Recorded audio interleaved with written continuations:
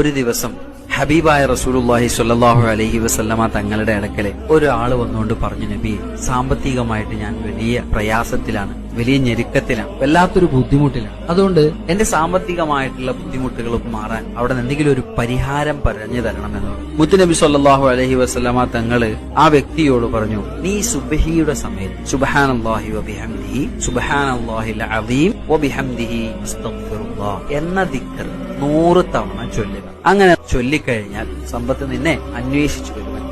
ഈ മനുഷ്യൻ തിരിച്ചുപോയി. അദ്ദേഹം കുറച്ച് നാളുകൾക്ക് ശേഷം ഈ ദിക്ർ വളരെ കൃത്യമായിട്ട് ചെയ്തു. അദ്ദേഹം തിരിച്ചു ഹബീബായ റസൂലുള്ളാഹി സ്വല്ലല്ലാഹു അലൈഹി വസല്ലമ തങ്ങളുടെ അടുക്കൽ വന്നുകൊണ്ട് പറഞ്ഞു, നബിയെ, അങ്ങ് പറഞ്ഞതുപോലെ ഞാൻ എല്ലാ ദിവസവും സുബഹിക്ക് ദിക്ർ ഞാൻ ചൊല്ലി. അത് ചൊല്ലി ഇപ്പൊ എന്റെ അവസ്ഥ എന്താന്ന് ചോദിച്ചു കഴിഞ്ഞാൽ എത്ര പണം ഇങ്ങനെ കുതിച്ചു വന്നിട്ട് ഇതെവിടെ കൊണ്ടുപോയി വെക്കണം എന്നറിയാത്ത അവസ്ഥയിലാണ് ഞാൻ.